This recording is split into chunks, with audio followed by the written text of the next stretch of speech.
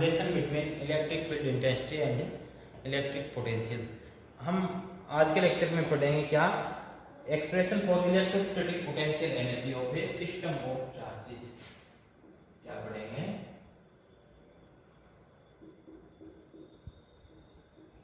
Expression for electrostatic potential energy of A system of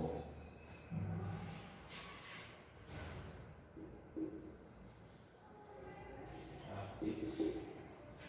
ठीक है बेटा, तो अब देखो इसमें क्या आएगा। सबसे पहले हम लेते हैं क्या, इलेक्ट्रोस्टैटिक पोटेंशियल एनर्जी होती क्या है।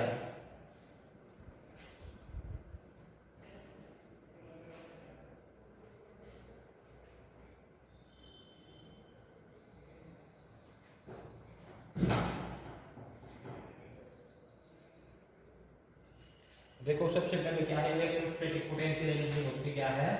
वैसे तो मैं आपको बता चुका हूं, एक बार फिर इसकी डेफिनेशन लिखा देता हूं। इलेक्ट्रोस्टैटिक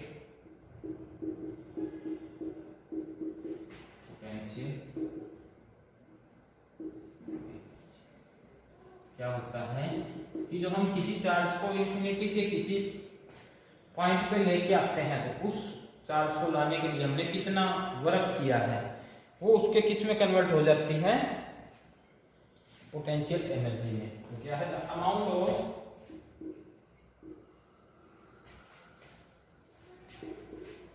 वर्क डन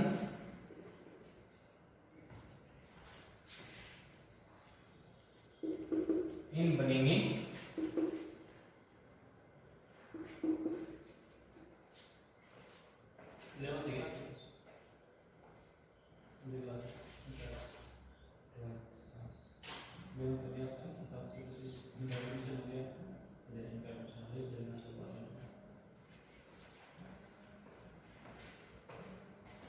तो क्या है, amount of work done in bringing the charge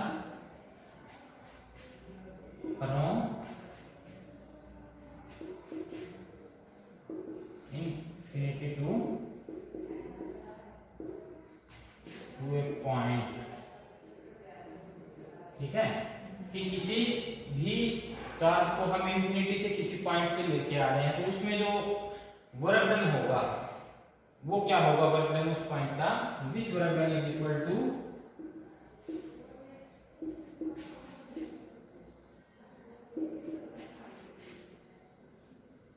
the potential energy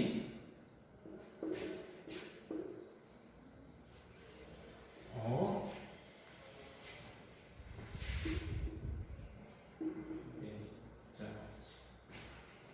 कि मान लो इंफिनिटी से किसी एक पॉइंट पे कोई चार्ज लेके आ रहे हैं हम, कौन सा चार्ज लेके रहे हैं, क्या वो चार्ज। ठीक है, तो इसकी जो यहाँ पे लाने के लिए हमने जो वर्क डन किया है वो क्या होगा, उस चार्ज की क्या हो जाएगी, वो पोटेंशियल एनर्जी हो जाएगी। ठीक है, तो अब हम सबसे पहले करते हैं टू चार्जेस के लिए। क्या है, electrostatic potential energy of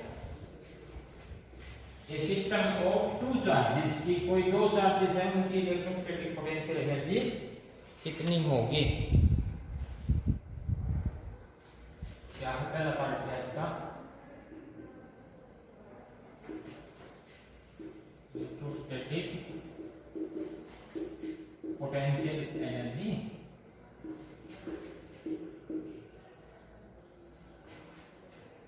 of a system of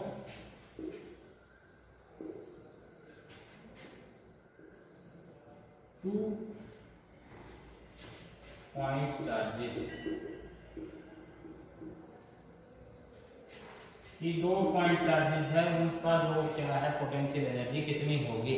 तो देखो क्या है, हम दो चार्ज लेते हैं, एक लेते हैं क्या, क्या वन, एक लेते हैं क्या वो टू। ठीक है, एक लेते हैं क्या वन, एक लेते हैं क्या वो टू। तो क्या लिखेंगे, सपोज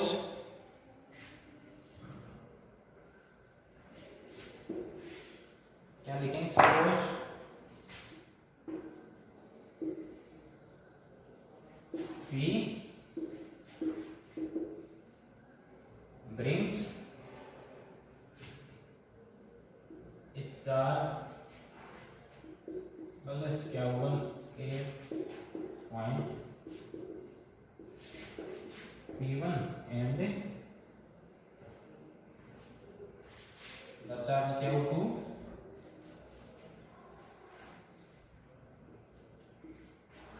at point P2। क्या है, हम एक चार्ज ला रहे हैं Q1 को तो ला रहे हैं P1 पे और Q2 को ला रहे हैं P2 पे। कहां से? इन्फिनिटी से। कहां से? इन्फिनिटी से। मतलब क्या है कि ये इस चार्ज को तो ला के रख दिया कहां पे? P1 पे, इसको प्लस Q1 को। ठीक है, दूसरे चार्ज को हम लेके आ रहे हैं कहां पे? P2 पे। इस पॉइंट क्या है? P2। और कहां से कौन सा चार्ज है? यहाँ पे हम प्लस Q2। और इन दोनों के बीच के डिस्टेंस कितने हैं? R1। क्या मान लो? R1। Distance between point P1 and P2। अगर हम ये इनका पोजीशन वेक्टर लेना चाहें, तो P1 का क्या लेंगे? R1 और P2 का लेंगे R2 और इन दोनों के बीच की डिस्टेंस क्या लेंगे? R12। ठीक है, क्या लिखोगे ना position vector? Position vector of charge क्या हुआ? Is R1 and charge Q2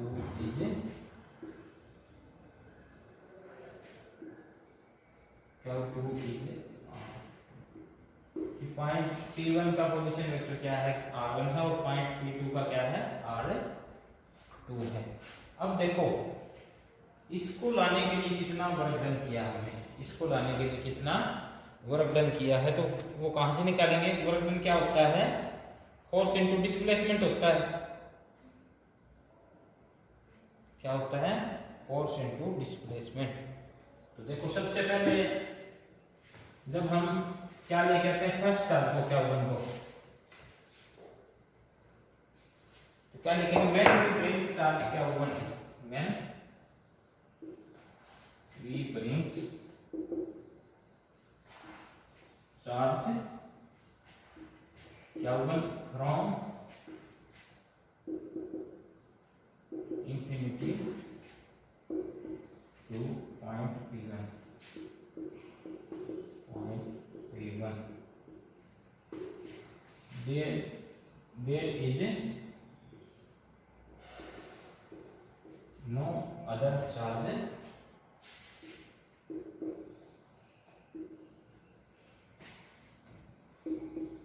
present।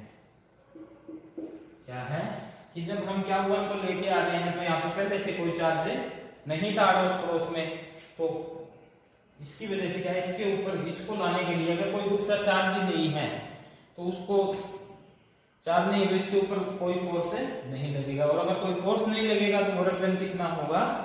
0 होगा। मान लो यहाँ पे पहले से कोई चार्ज होता Q और फिर हम Q1 को लेके आते, तो क्या होता है? इसके ऊपर कुछ ना कुछ ये फोर्स लगाता, अट्रैक्शन या रिपल्शन, तो या फिर इसको अपनी तरफ खींचता या रिपेल करता। लेकिन पहले से कोई चार्ज हम ले ही नहीं रहे, तो इस Q1 को लाने के लिए हमारे पास फोर्स कितना लगा? 0। अब फोर्स 0 लगा तो वर्क डन भी क्या होगा? 0। तो work done in bringing charge Q1, क्या लिखेंगे? Work done in bringing charge Q1, क्या लिखेंगे? therefore work done in bringing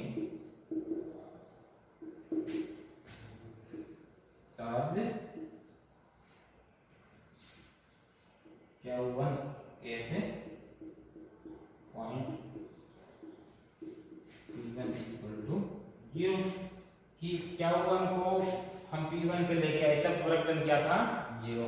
अब इसके बाद में हम किसको लेके आएंगे? Q2 को। तो क्या लिखेंगे? No we brings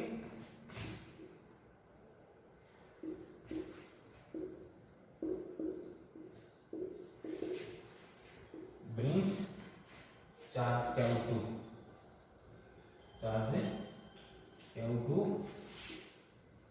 8 point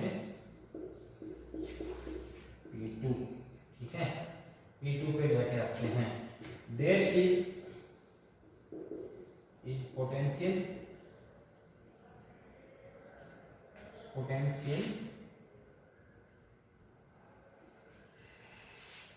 due to charge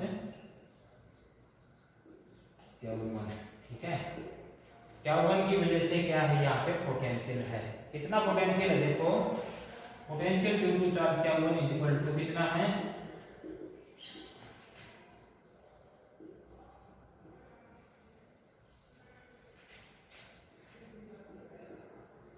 कितना बेटा देखो,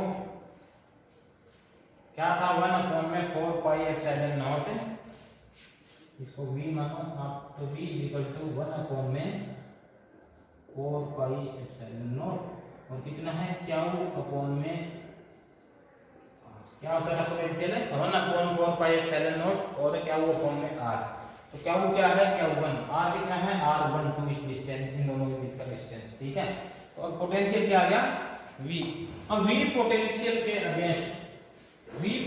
के अगेंस्ट हम क्या लेके आए हैं, चार्ज Q2 लेके आए हैं। क्या लेके आए हैं, चार्ज Q2। तो क्या लिखोगे, work done is equal to क्या होता है बेटा, potential into charge. Potential into charge कैसे बेटा देखो, पोटेंशियल क्या होता था, work done in bringing unit charge को लाने में कितना वर्क डन किया है, ये तो क्या पोटेंशियल, और टोटल चार्ज क्या है, हमें उससे मल्टीप्लाई करना पड़ेगा कि ये जितना चार्ज लेके आए। जैसे पोटेंशियल क्या था 1 जूल के लिए, आपको एक एग्जांपल बताता हूँ कि हमको ये कहते हैं कि एक पेन का रेट कितना है 5 रुपीज, तो हम कितने पेन ले गए हैं 10, तो 10 का क्या होगा 5 × 10। इस तरह से यूनिट चार्ज को लाने के लिए जो वर्क डन होता है वो क्या होता है पोटेंशियल, और चार्ज में दे रखा है Q2 लेके आना है, तो Q2 के लिए क्या करेंगे, उसको Q2 से मल्टीप्लाई, तो वर्क डन कितना हो जाएगा in bringing Q2, work done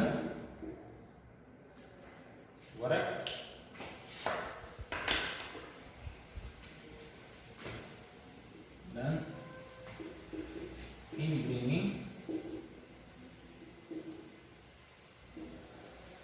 charge Q2 equal to potential due to क्या होगा बेटा, potential due to Q1 into में चार्ज Q2, कितना आ जाएगा देखो 1/4πε0 और Q1 में सर इंग्लिश की कोई क्लास है Q2, तो क्या आ जाएगा देखो बेटा, potential energy equal to work done equal to क्या आ जाएगा, इक्वल टू क्या आ जाएगा 1/4πε0 Q1 Q2 में R1। This is the potential energy of a system of two charges, potential energy of a system of two charges। अब इसके बाद में हम करते हैं potential energy due to a system of n charges.